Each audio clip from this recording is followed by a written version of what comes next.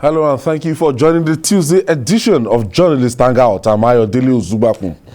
Today on the program, Shekarau backs zoning of 2023 presidency to the South, fourth Southern governor's approach. Governor Obiano accuses desperate politicians of trying to turn Anambra into crime zone as hoodlums chase pupils, traders out of schools and markets in Owerri, Imo State. Governor Sanwo-Olu wants 1% in revenue allocation formula for Lagos, reiterates demand for special status for the state, says prosperity of Lagos State has multiplier effect on southwest Nigeria. And later on the show, Defense Headquarters honors Lieutenant Colonel Mohammed Abu Ali, other excellent officers and men. I'll be hanging out with Babajide Kolade Otitoju and Adewale Adeoye. So if you're ready, let the hangout start now.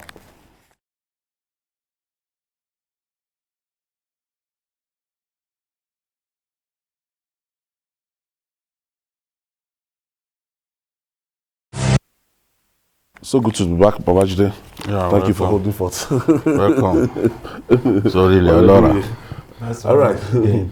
Yesterday, now let's begin with the issue that virtually affected all of us on Monday.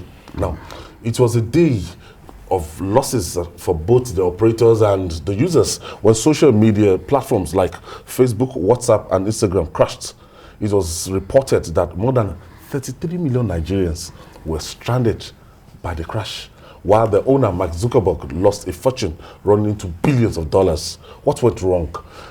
Appears to be, the posers from everyone. Now, Babajide, yesterday I didn't even just understand it, but I thought I ran out of data. This was around 6:30.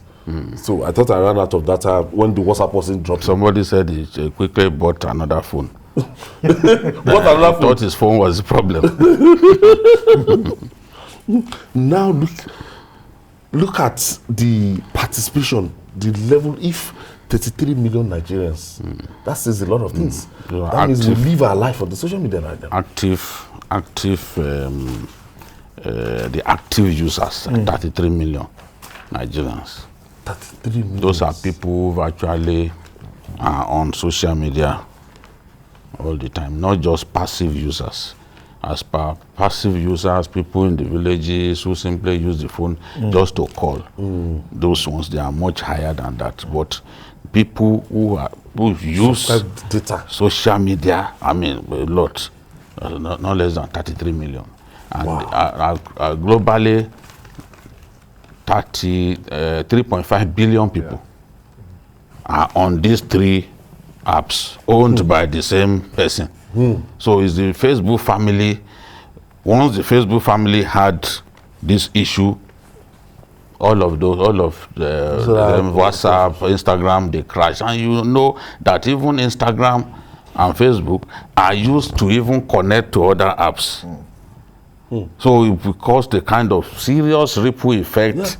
Businesses even on banking operations, some banking apps. In fact, it was said that it was so bad that even some Facebook employees who are not allowed to gain access into their offices because they were investigating what's going on, But later on, Facebook said that it was caused by changes to its underlying internet infrastructure that coordinates traffic between its data and between its data center and other areas of its operation.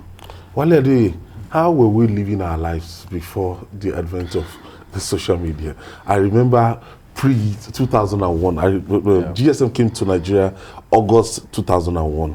Man, that time we see you go to night posts to post letters. Yes. That time we see you have to go to Oyo State. We drive physically to check our aged parents or do anything.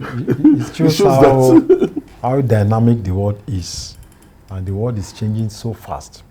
A few years ago, WhatsApp grouping was usually under mango tree, or maybe the market scare. Just sit down. The normal WhatsApp chat we have meetings. Like now, chat somebody in London and all that. You just sit under the mango tree and then you'll be gisting. So I think the world has been revolutionized, and it also shows the power of human creativity. That the idea of one man can affect some 3.5 billion people all over the world. And it also shows that, you know, the whole world depends on just one company. You know, one company affects the life of so many people all over the world. And you could see that security, health, business, economy tied to, you know, social media. Even politics. So even politics. We use it to arrange meetings and all that. So, you see, it shows that the human mind, you know, it has infinite ability to change the world. And it's a lesson that we can make this world better if we are more creative in terms of wealth creation and many other things that can. We heard what one of my former colleagues here, who's at BBC, was telling me that sometimes that she could be communicating with her husband for an hour. They will be in the same house. The husband will be upstairs, she's downstairs. They are chatting with WhatsApp. Instead of going to talk face to face, they are chatting on WhatsApp. And you use it to also track the movement of your people, your wife, your children, and all that. So it has become indispensable. Yeah. Imagine people you went to primary school together. There will be a WhatsApp thread for them. Yes. People with secondary school together. Yes. University. People that you can't just imagine, you village. can connect. They're all over the world. Some in Canada, America, everybody now. You chat every other time. It should be in those days, we used to buy greeting cards to greet people for birthday and others.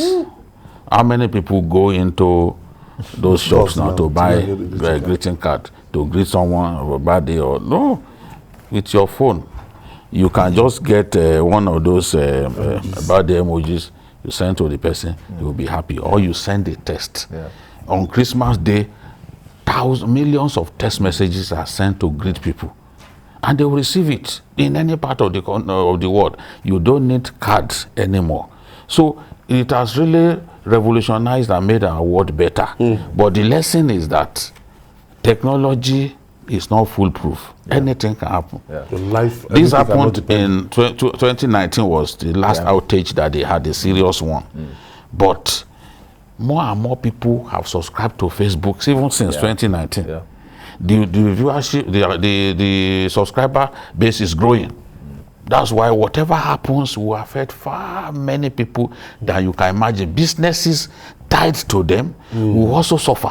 It was estimated that the guy lost like $7 billion. Yes, even their stocks crashed by 5%. Just within, I think it started around 4:30. That was when I noticed. When I read the script for the program, sent it to them. I then noticed that the thing that was not received by and your phone is some people, your phone will be close to useless if your Facebook app is not working, your WhatsApp is not working, Instagram is not WhatsApp working. especially. Because when I was looking at even the figures in terms of their control, their market share, talking about other apps, in our country, WhatsApp accounts for 93% of the market. Facebook and Instagram account for 86.2 and 73.1% respectively. So you see that WhatsApp is by far more indispensable than this other. That WhatsApp, I mean? Yes, or WhatsApp. There are people who are not on Facebook, but they are WhatsApp. Yeah, WhatsApp, So that is the thing. People have to communicate. They have to network. Families have to be connected together through social media. The power of social media, nice. We may decide to ignore the messenger, but letting his message get lost may be fatal. A former governor of Kano State, Ibrahim Shekarau, is taking this to task. Shekarau, also a former minister, said there's nothing wrong if Nigerian from the South succeeds President Muhammadu Buhari in 2023, but faulted the approach of Southern governors to the matter. Babajide, this is the second time I'm going to hear this, that the resolution of the Southern governors, that I think it was Nasir El-Rufai that first of all condemned the adjective that power must go to the South. And a lot of Northerners that have sympathy towards power going to the South, they're saying that, look, this manner of approach is something that we negotiate. It's something that we sit down the round table, that it's not a must. There's nowhere it is written constitutionally that power must go anywhere. Yes, I even yesterday we talked about it, and I said I also believe that the word must shouldn't have been used. I mean, politics is an interest-driven game, and the skillful politician is the one who is good at negotiating and hammering out consensus with other players on the political field. You have to use persuasive words. You have to reach out, you know. I mean, if President Buhari simply sat in the north and didn't reach out exceedingly the way he reached out in 2015, there's no way he will have won the election. 12 million. Yes, he will get those 12, but those 12 million votes cannot take him to a Bute Ogo, as the Yorubas will say. He cannot win. You know, he won't even win a single state, a single ward in the south. Because before 2015, Buhari never won a single ward in southern Nigeria. So the people that you get to work with you, matters. So by the time he came in 2015, he was able to forge a tremendous alliance that was absent in previous years. That's the power of reaching out. That's the power of having unanimity. And it is still possible. But, you know, there is so much power in the spoken word. There is a difference between should and must.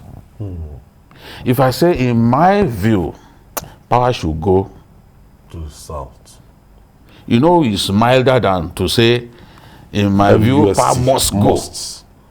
Because must connotes compulsion. It is mandatory. Yes, that means you are saying that, look, it's obligatory, it must go.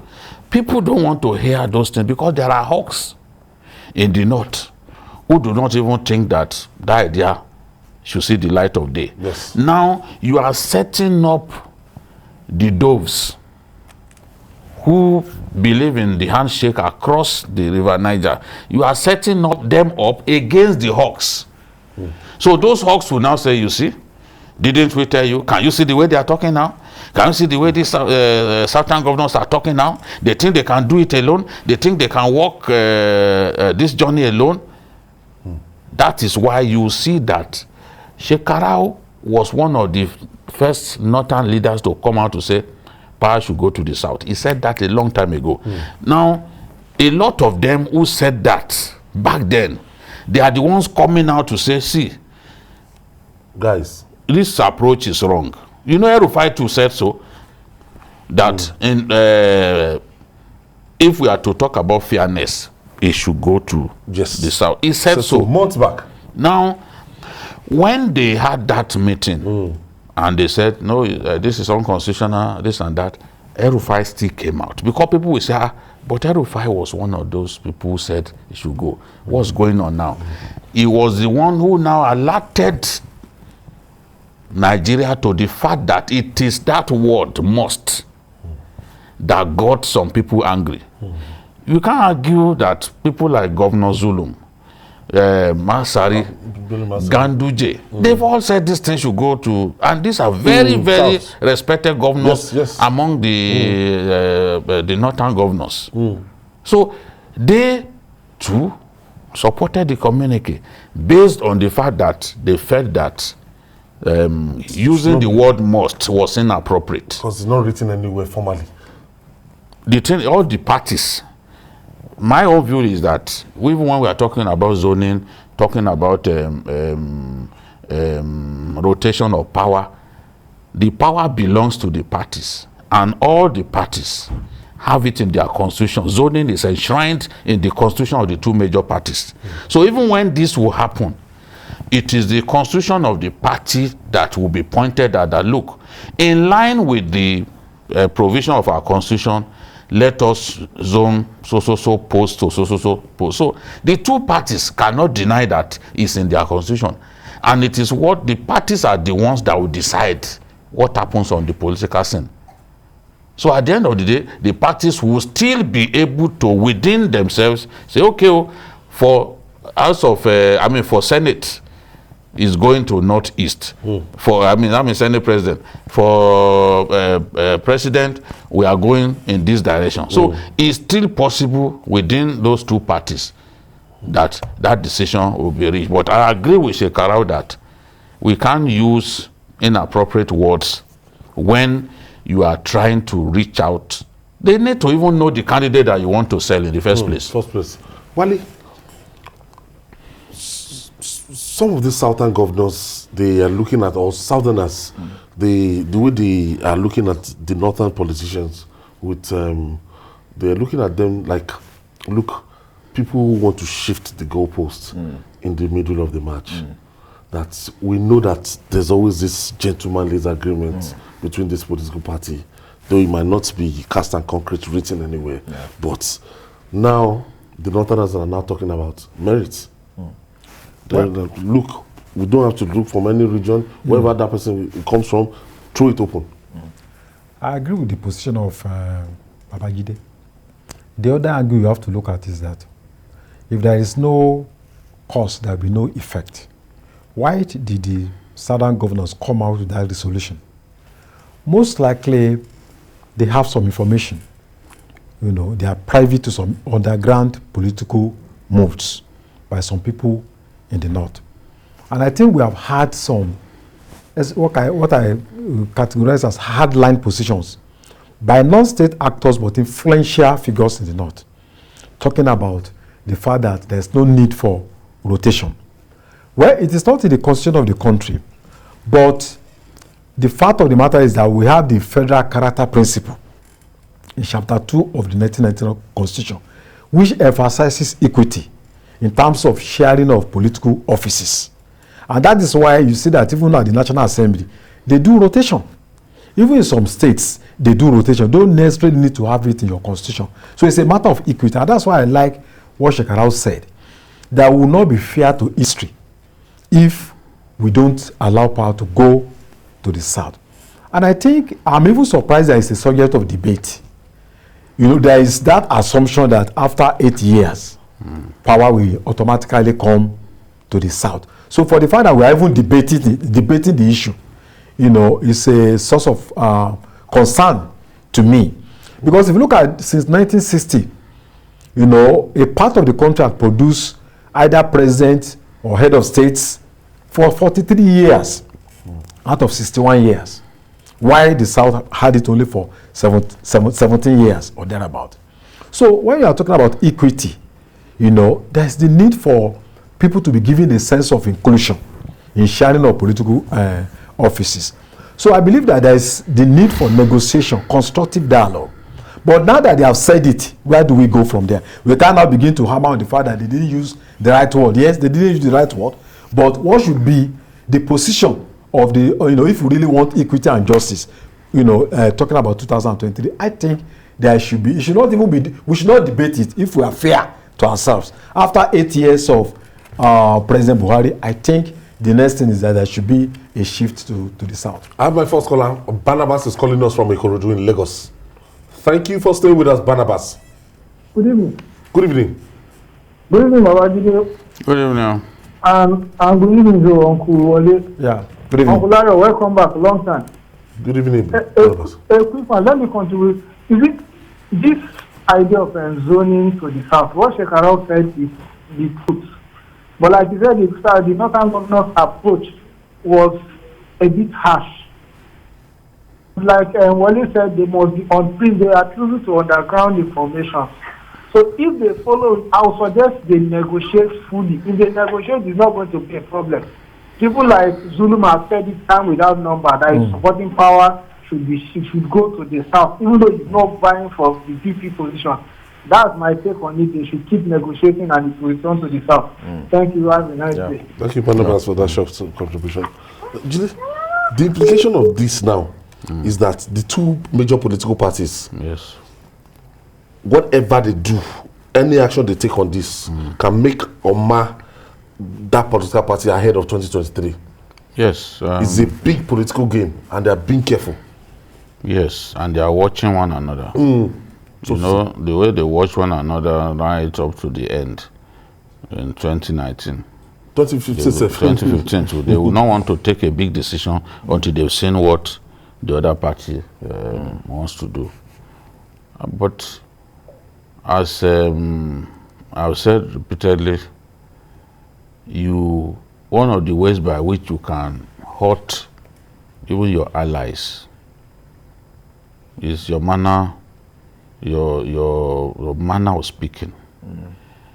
As someone born in the north and who went back there and worked for many years, I am very conversant with the idiosyncrasies of the people of the north. And I can say that to use the word must was wrong because of his capacity to encourage the naysayers to say, oh, look at them, they are behaving like you don't matter, they don't need you. Obasanjo was in Yola prisons and he became president. He didn't have to campaign. They brought him out. They made up their minds that this is the person that they wanted. They supported this campaign. Babangida, Abdusalami, Aliu Gusso, all of them, other northern leaders, they backed him. And he became head of state. When there was so much agitation in the South, there was this reasoning that, look, let us give the South the vice presidential slot. That was how Goodluck Jonathan became vice president. And in all of this, the issue of merit, all of the people talking about merit, this and that, they are just hypocrites. It's not, has nothing to do with merit. And you must have heard Shekarau to say, look, why are we talking about merit? If you are talking about merit, in the South, there are people who eminently qualified. Yeah. In the North, too, there are people. But this is a political decision. That will help us cement the unity of our nation. There is no time. We are far more divided now than at any time in our history. So this kind of argument shouldn't even have arisen. Anyone who is not selfish, who is gauging the mood of our country, knows that the best time to allow power to rotate to the South is now. Because, look, when I listen to people like former governor Abdullahi of Nasarawa State, I was just like saying, you're an old man, you know the mood of the country. But you are saying, no, this is unconstitutional, this and that. Was it constitutional to bring Obasanjo the way at the time that they brought him? But it was based on decision. Even the person that ran against him, from the South, ensured that the person who ran against him worked for IBB, but he didn't stop IBB from supporting him, and they got the North to back him. They backed him. So despite the fact that even the Southwest chose to support Folufalaye, the North gave overwhelming support to Obasanjo, and Obasanjo emerged. All right. So this is the thing. This is the time for us to be mindful of the words that we use. Okay, we take this break. When we come back, we'll discuss more. It's still Journalist Hangout. We'll be right back after this breather. Please don't go away. Stay with us.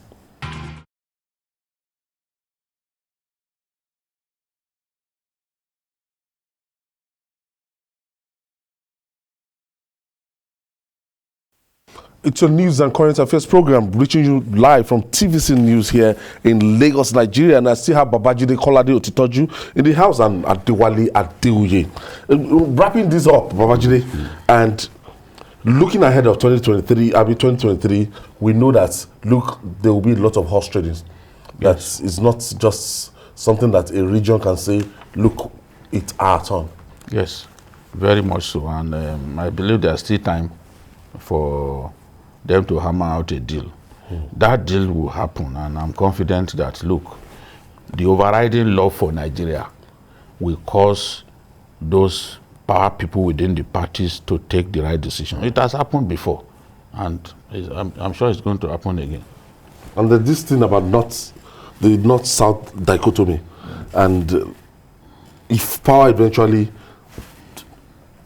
I don't want to be a doomsday prophet, but then if the northerners are angling that, oh, look, after the 8 years of Buhari, power should stay in the north.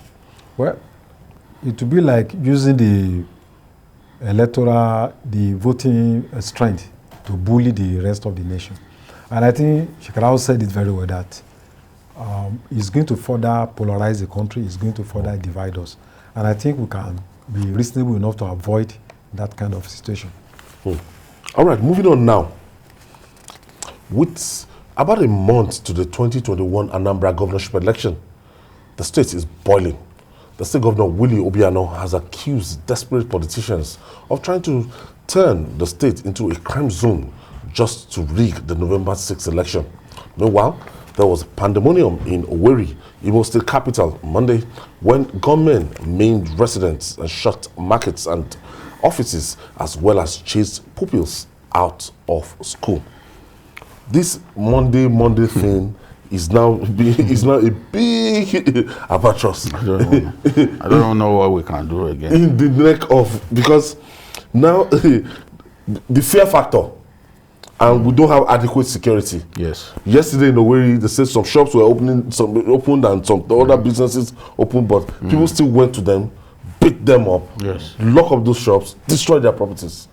That is the reason people are not prepared to take the risk.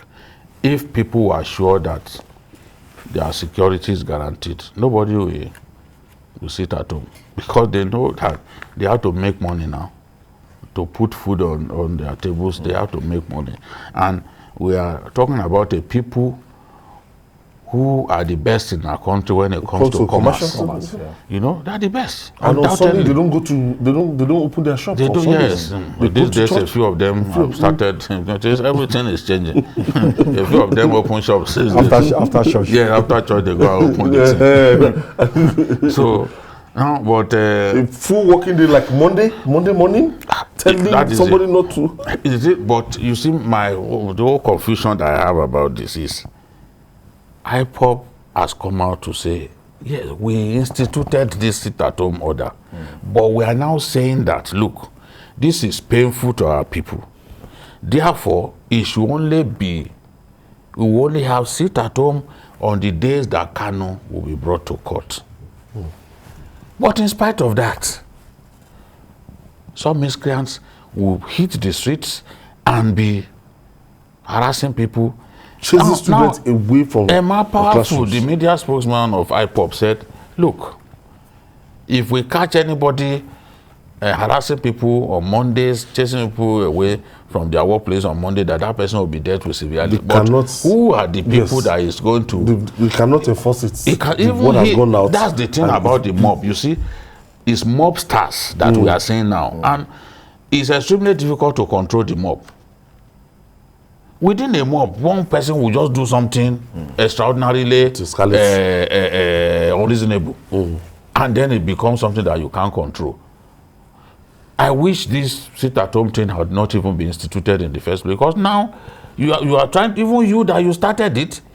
See, it's just like Boko Haram. If the person who started Boko Haram comes out today to say no, stop it. You can't. No. They will not listen to it. It's an ideology. They will not. They will, within their group, they may even kill him. Yes. They may even kill him. Not even Nnamdi Kanu, because I've been told that even the brother of Nnamdi Kanu, people close to them, they sent words out that, look, these actions and everything, they're extreme, they're not necessary, but still, people are still implementing. Yes, they're still implementing, and they said no, that is enough. Ohaneze was saying, look, Kanu does not want the Igbo man to suffer. Therefore, he can't be happy, because this thing is hurting the economy of the entire region.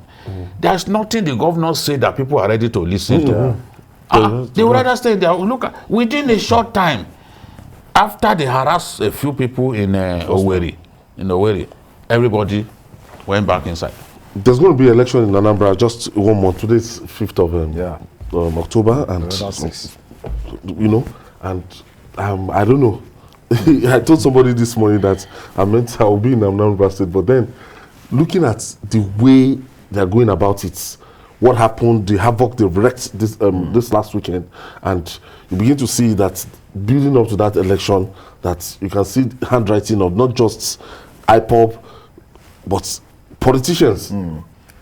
I think a lot of people are exploiting the situation to carry out their own personal agenda.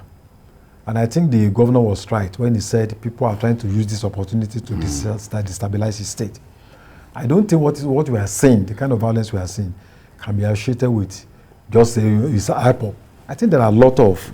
Because ultimately, this might just affect the turnouts. There are a lot of people election. that are just trying to destabilize the electoral system. Maybe the weaker political parties who thinks they can't win the election, and then if they cannot win, they better spill the beans.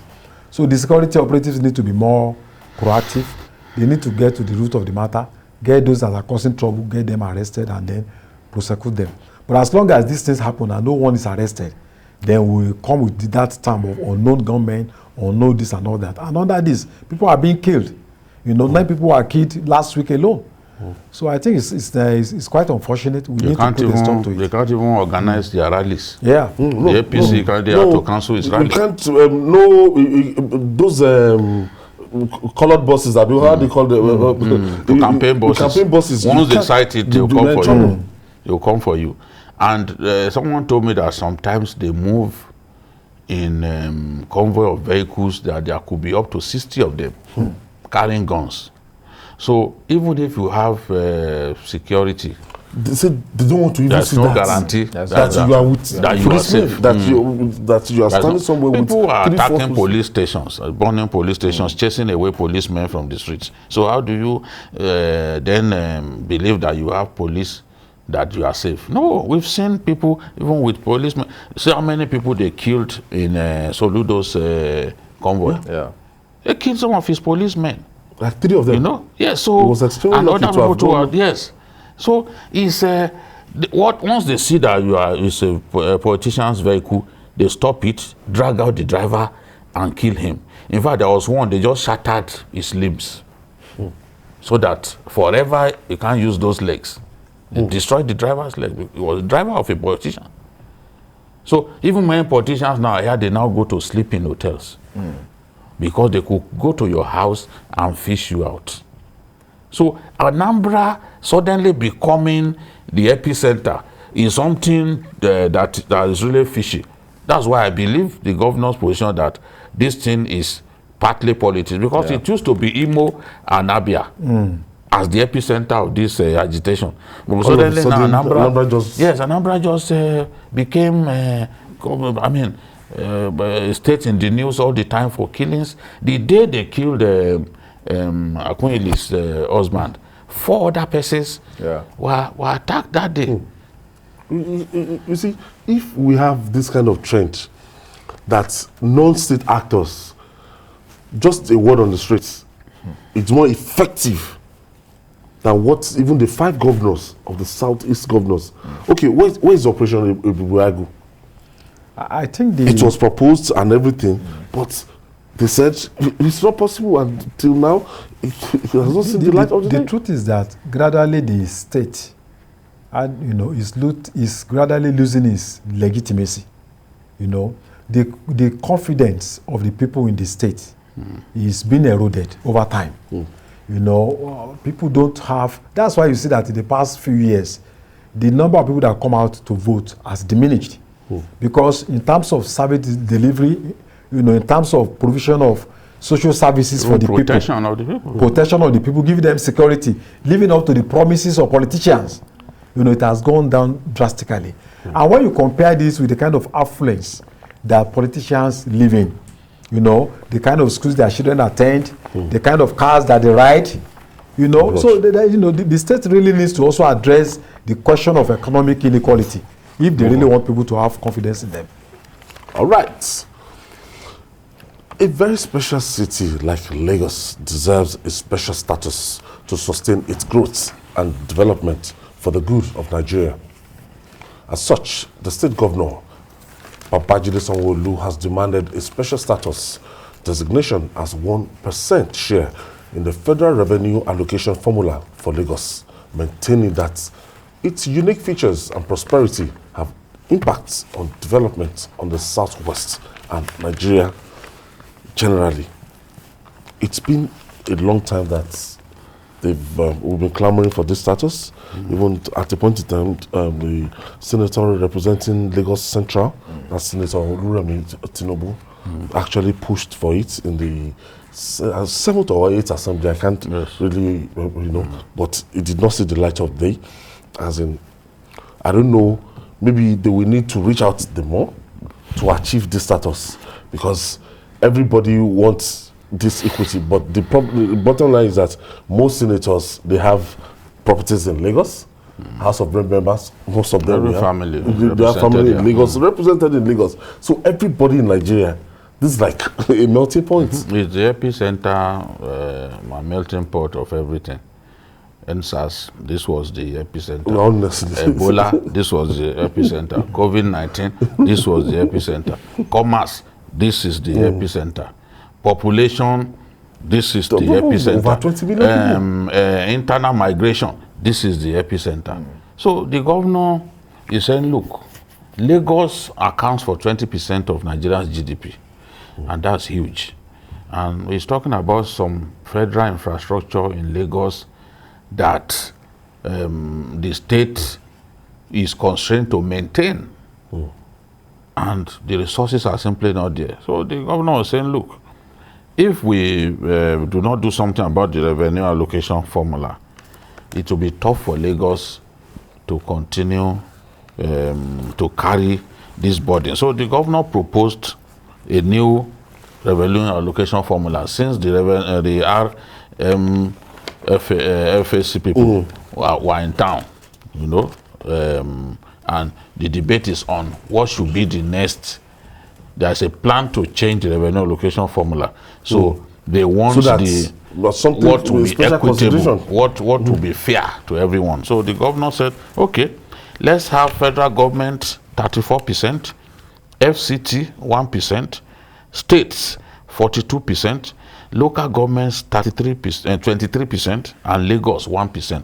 This is what Governor Sanwo-Olu 1% of the entire and its federation. Yes, this is what Governor Sanwo-Olu proposed. And before now, the federal government was taking 52.68%, states 26.72%, then the 774 local governments just 20.60%. Everyone knows that this is wrong. Even the president once admitted it.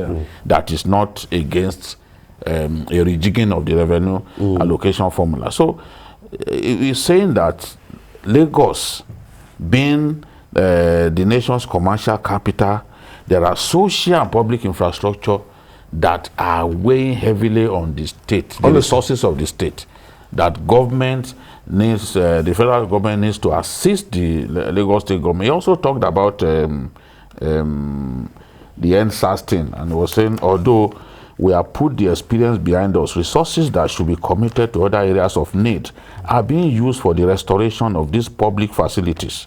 It will be totally unfair for Lagos State to be left alone to bear these huge expenses without assistance from the center. So here was a governor just speaking for his state and talking about what his state needs desperately. But as you said earlier, there needs to be more talks with people who matter, people who can make this special status for Lagos happen. They have to keep talking. They have to engage. Yes, at the level of the National Assembly, reach so out. That everybody can come together. Reach out to your friends. This needs a lot of lobbying, and the governor must be involved. They shouldn't leave it to their representatives in the National Assembly alone. The governor has to be involved.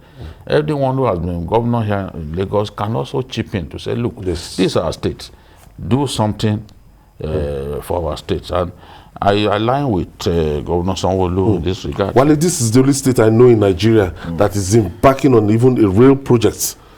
Red line and the blue line, and in no time they've given it a deadline. And the thing is so capital intensive that, look, it will be difficult to run any other project if they don't have additional funds pumped into the state. To 20 million people and 87 people every minute coming into Lagos. I think there are emerging... And they don't go back. There are emerging... They don't go back. There are fresh challenges that Lagos is facing. You know, with the displacement in many parts of the country, northeast, northwest, Lagos is the safe haven that everybody comes to. So in the past 7 years, a lot of people have moved down to Lagos because of one crisis or the other. And the fact of the matter is that these people will enjoy some social services.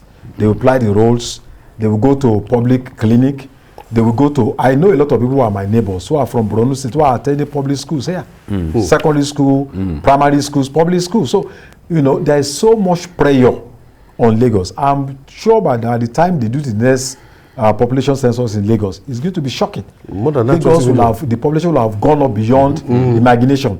And when we are talking about revenue allocation, there has never been a time that we have sat down to actually debate.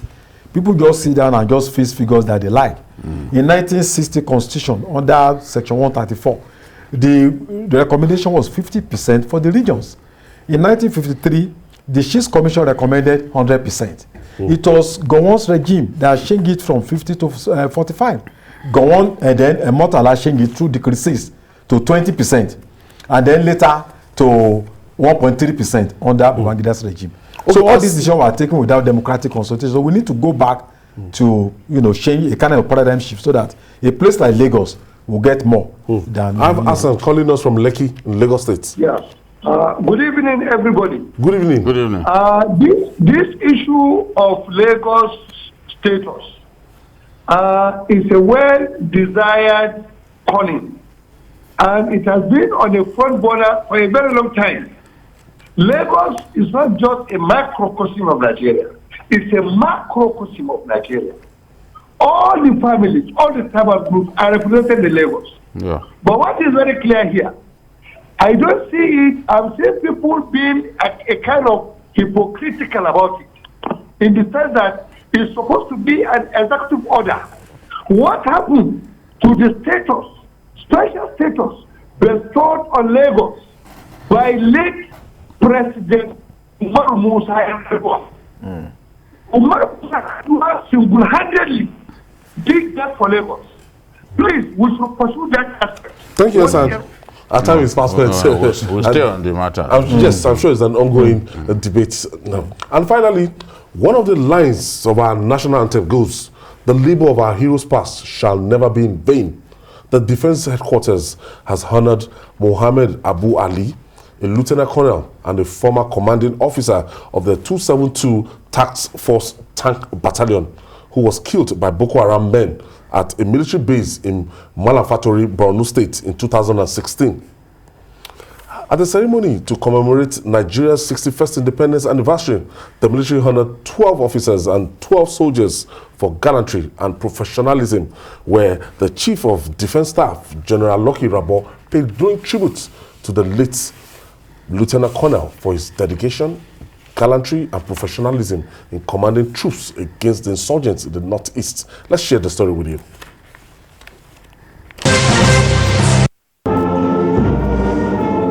A ceremony by the military authorities to commemorate the 61st anniversary of Nigeria. The event also provides a platform for deserving officers and soldiers to be recognized. Among the 24 officers and soldiers recognized is Lieutenant Colonel Abu Ali. The posthumous award of honor is a recognition of his gallantry in the fight against Boko Haram. The young officer was reputed to be Boko Haram's nemesis, and until his death on November the 4th, 2016, Lieutenant Colonel Abu Ali was the commanding officer of the 272 Task Force Tank Battalion. His daughter and wife received the plaque. Rising up to this challenge, the Armed Forces has made tremendous sacrifices in answering the clarion call. The Armed Forces of Nigeria remains resolute and undaunted in the face of these challenges, and we shall be victorious. The recognition is the first of its kind, and the military authorities indicate they intend to sustain it. Sifon is in TVC News, Abuja. Wow, Judy.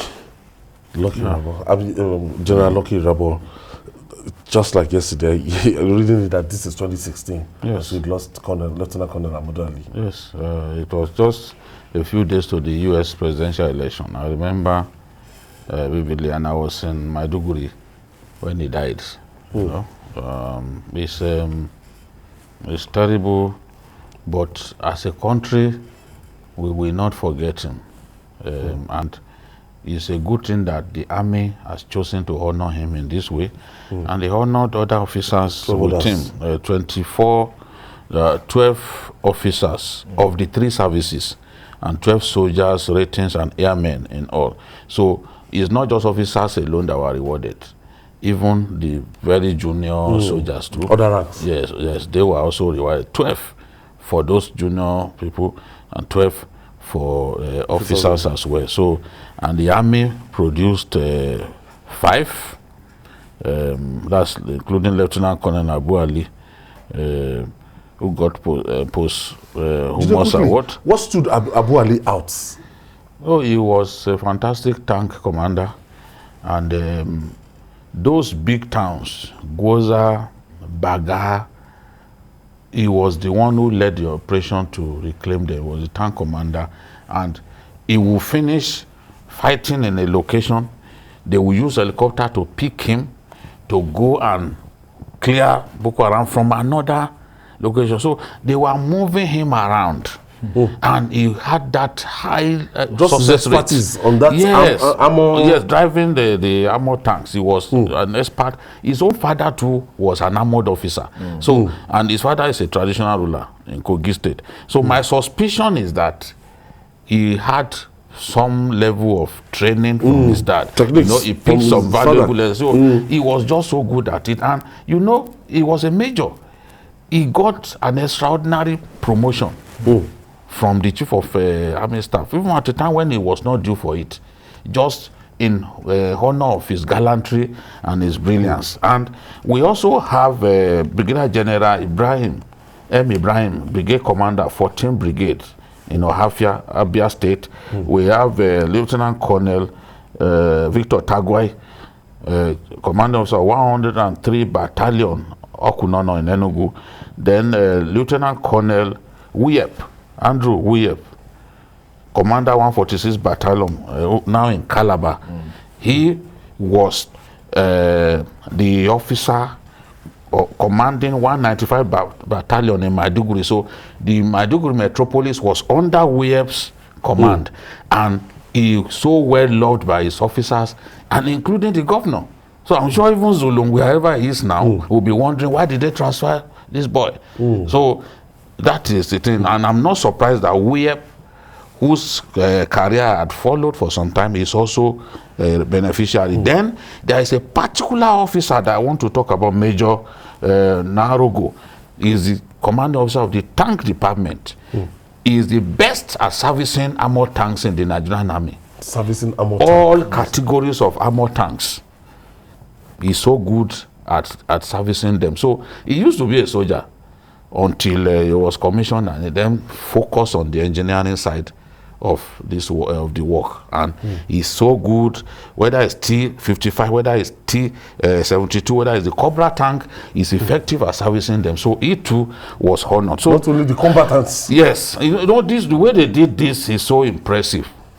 Junior officers, they didn't leave them behind. The people outside of the combatants, they didn't leave them behind. And the other forces, the Navy, the Air Force, you know, they are also represented. So it's a good thing to honor these guys. Quickly, this is like a morale booster. Because when you see, when other people, the other officers, when they see things like this, that since Abu Ali died 2016, this is 2021. And this is not the first time. The country is still honoring this giant stride. It's not an easy thing to lay down one's life for a country. I think it's the ultimate price. Yes, the supreme price anyone can pay for a country. And I think what the government has done is commendable. It's quite impressive. And like Babajide said, children will read about it. Yeah, even junior officers. The wife would tell the children. Yeah, this is the best we can do for him. To honor him. You know, their wives to let him know Yes. that he didn't die in vain.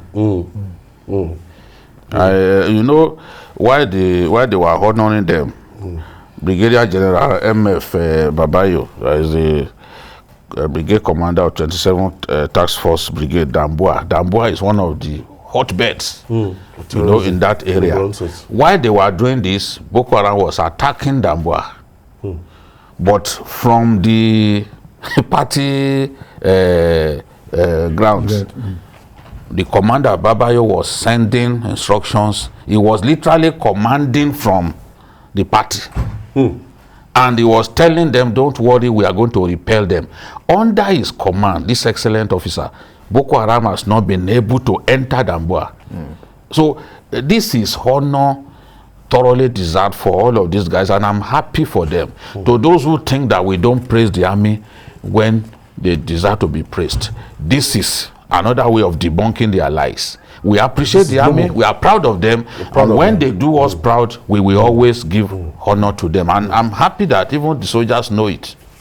And finally, on a very, very happy note, we're happy to, just before we go, let's congratulate one of our own. Big congratulations to our own Martins Oloja. Oloja has now been appointed as the managing director and editor-in-chief of the Guardian newspaper. Martin Oloja. Yes, it's thoroughly deserved. He's one of the most experienced in our job. Having edited Abuja Newsday in the 90s, he was already editor of Abuja Newsday. So he's not a neophyte in this job. The man that is always talking about the majesty of democracy. Yes, he was yes. Martin Oloja. That's his line. Now he has he has paid his dues from the editorial board to title editor of the Guardian. From correspondent, he rose through the ranks. Just like you. He's a thoroughbred journalist, and when you are good at your job, the reward will certainly come. Reporter, you catch them young. He's happy to do the job. He's happy to do the job, and he shows. He's happy, he's ready to argue with you over an issue that is convinced about. I think that he deserves the honor. We can only pray for him that this... I'm sure you might have. Of course, you know, the Guardian is full of brilliant minds. So for the management of singled out Martins, I think it's a great achievement. It's an extraordinary achievement for him. And I think he deserves it. If you are managing director of a newspaper like the Guardian, that is the peak of your career. The flagship of Nigerian journalism. That's what they call themselves. That means he's now in the rarefied class with the LOM Izeze of this world and other people. Ladborn. Yes, you know, people have passed through the Guardian and made a success of their time there. So congratulations. Congratulations. That's the majesty of democracy. Yeah, and the majesty of your pen has prevailed. And I hope he continues to write. Yes, the majesty of your pen. The majesty of democracy. Congratulations, Martin. And the master himself. I missed you guys. Nice to be back. Well, it's good to be back. A lot of good things happen in your absence. About 4 awards. Fill up. Yeah, about 4 awards in your absence. So double up. In just 2 weeks. 2 weeks seemed like 1 whole year. Oh, no, I'm telling you. And that's our offering today.